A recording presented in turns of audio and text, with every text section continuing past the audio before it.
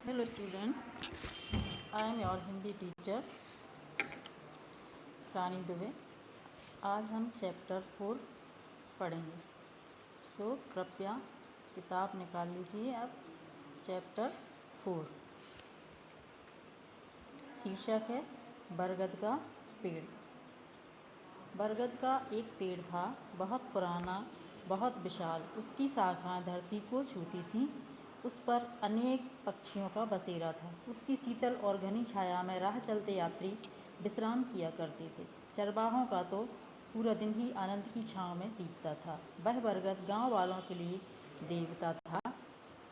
गांव की स्त्रियां त्योहारों पर उसकी पूजा करती थीं। बरगद गांव के सुख दुख का साझीदार था। इसमें बरगद के पेड़ के बारे में बताया गया है। बच्चों, हम सभी जानते हैं कि पेड़ पौधे हमारे लिए कितने आवश्यक होते हैं। गांव में एक बरगद का पेड़ था जो बहुत बड़ा था। उसकी शाखाएं धरती को छूती थी, क्योंकि बरगद में कई जड़ें निकलती हैं और वो ज़मीन के अंदर चली जाती हैं। उस पर इतना घना था कि बहुत से पक्षियों का बसेरा था, और वो शीतल और घनी छाया में राह चलते यात्रियों को विश्राम भी देता था। चरवाहा जो होते हैं, कौन होते हैं?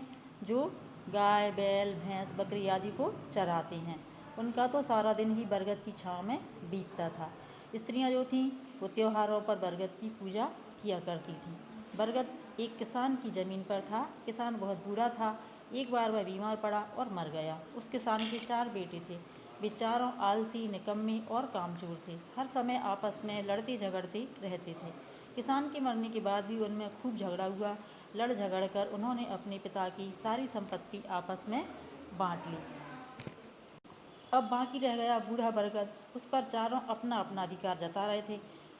गांव वालों ने उन्हें बहुत समझाया कि कोई एक भाई बरगद के पेड़ को रख लो, लेकिन कोई भी अपना हिस्सा छोड़ने को तैयार नहीं था। अंत में चारों ने निर्णय किया कि बरगद को काटकर इसकी लकड़ी आपस में बांट ली जाए। हमें आपस में नहीं लड़ना चाहिए, लेकिन किसान के 4 बेटे थे, वो आपस में लड़ झगड़ कर उन्होंने सारी संपत्ति का बंटवारा कर लिया। अब आखिरी में क्या बचता है? एक अकेला बरगद का पेड़। सारी संपत्ति का तो बंटवारा हो जाता है, लेकिन अब पेड़ का क्या किया जाए?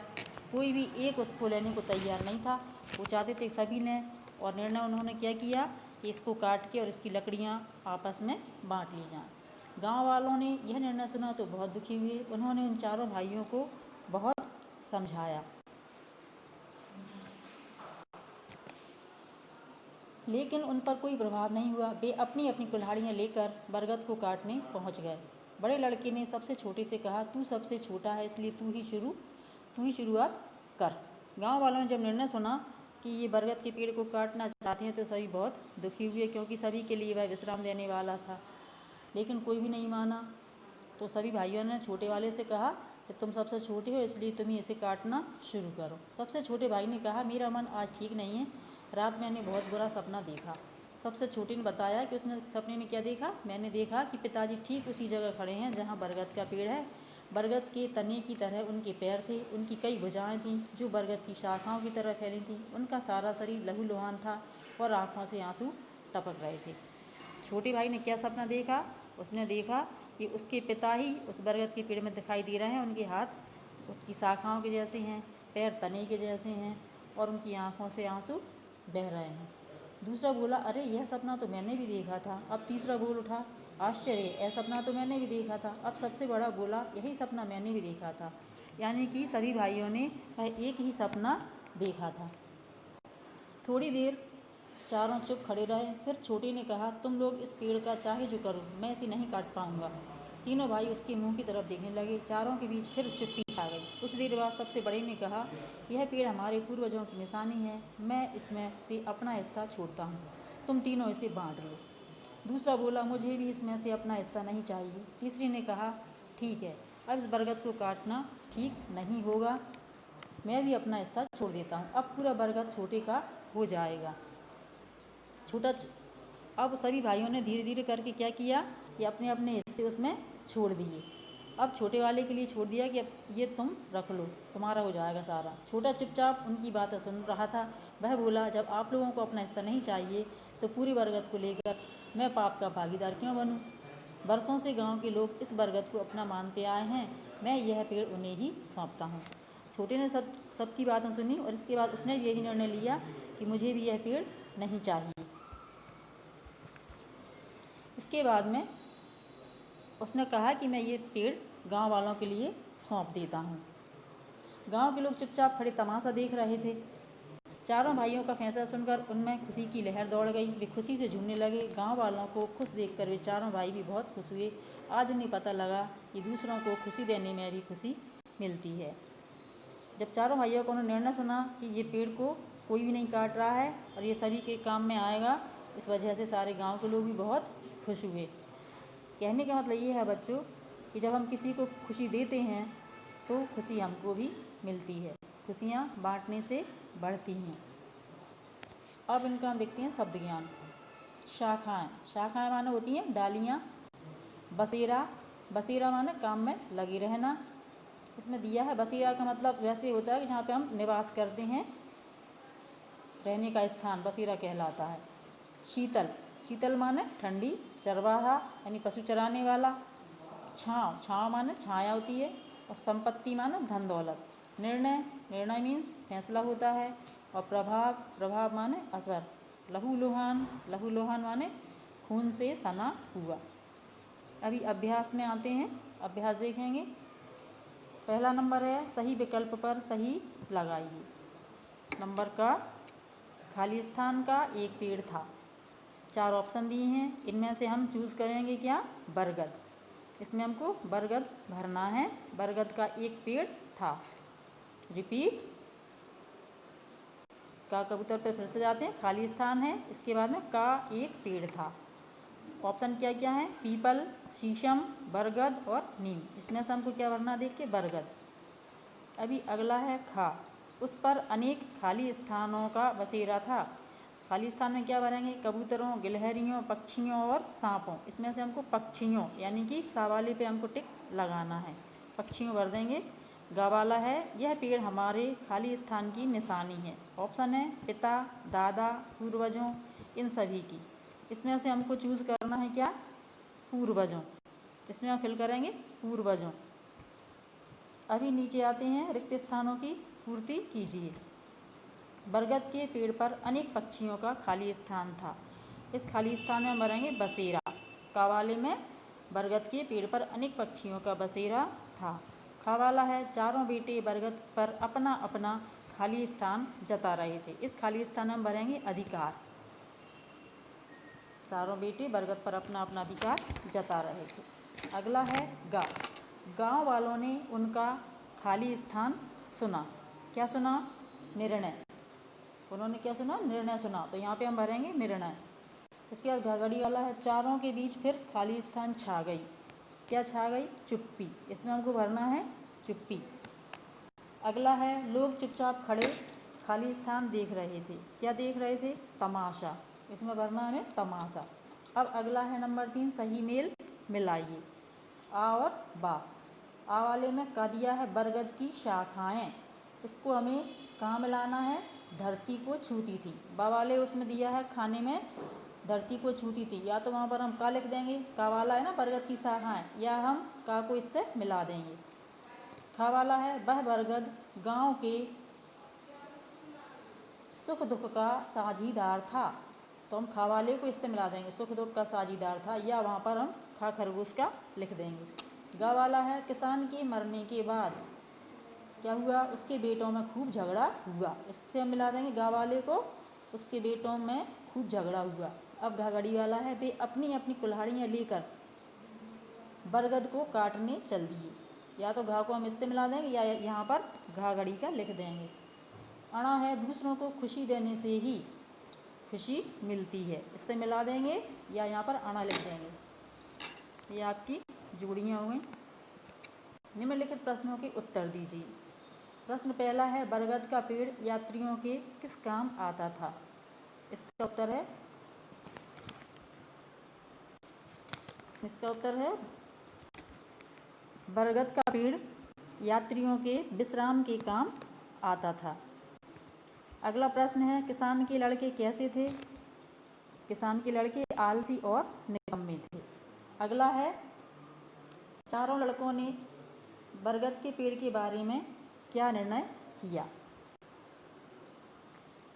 चारों लड़कों ने निर्णय किया कि बरगद को काटकर इसकी लकड़ी आपस में बांट ली जाए। अगला प्रश्न है, इसका निर्णय सुनकर गांव वालों ने क्या किया। उनका निर्णय सुनकर गांव वाले बहुत दुखी हुए। अगला प्रश्न है, सबसे छोटे बेटे ने क्या सपना देखा। सबसे छोटे बेटे ने क्या देखा था, उसके पिता ठीक उसी जगह पर खड़े हैं जहां बरगद का पेड़ है। बरगद के तने की तरह उनके पैर थे, उनकी कई भुजाएं थीं जो बरगद की शाखाओं की तरह फैली हुई थीं। उनका सारा शरीर लहूलुहान था और आंखों से आंसू टपक रहे थे। अंत में बरगद के पेड़ का क्या हुआ। अगला प्रश्न है, अंत में बरगद के पेड़ को गांव वालों को सौंप दिया गया। ये आपके क्वेश्चन आंसर होगा। अभी आगे चलते हैं अगले पेज पर। निम्नलिखित शब्दों को शुद्ध रूप में लिखिए।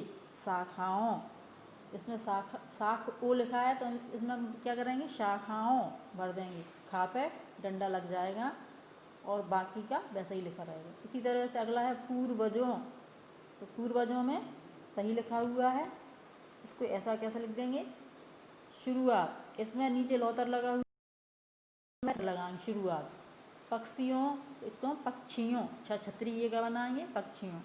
सौंपता, इसमें हम एक डंडा और 2 मात्रा लगाएंगे, इसके बाद बिंदी रखेंगे सौंपता।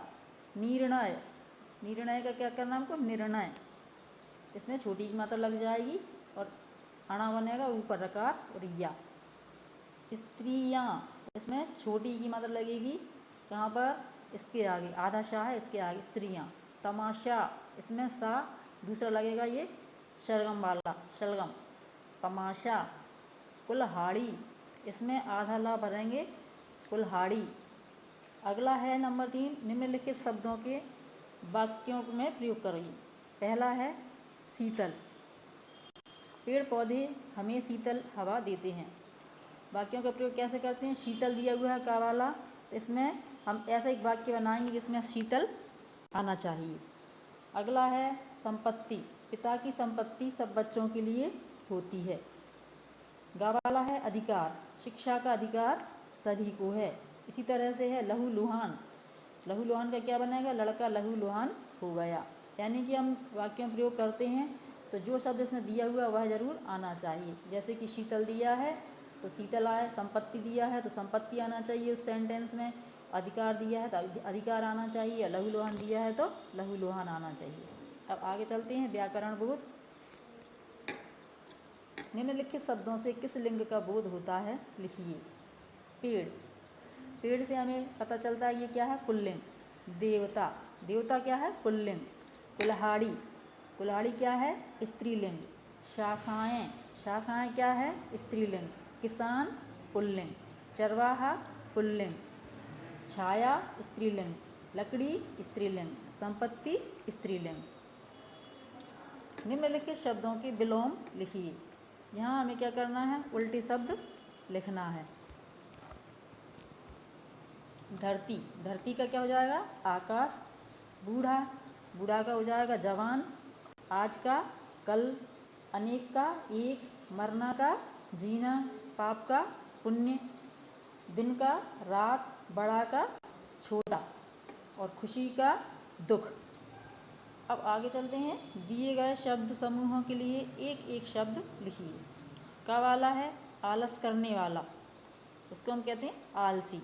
एक शब्द में लिखना है, जो आलस करता है उसे क्या कहते हैं, आलसी।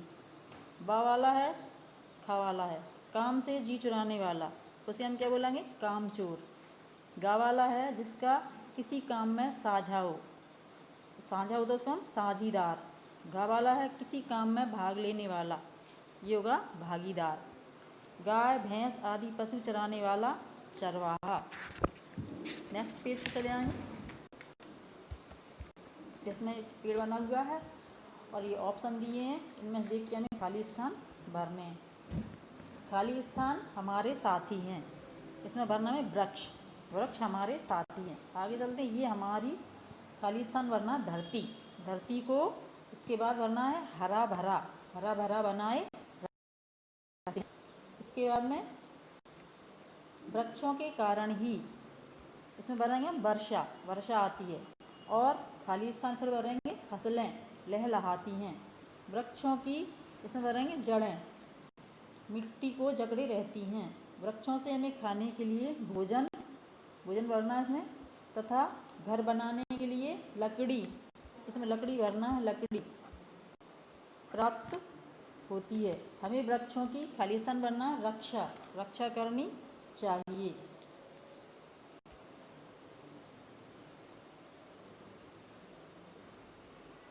धन्यवाद।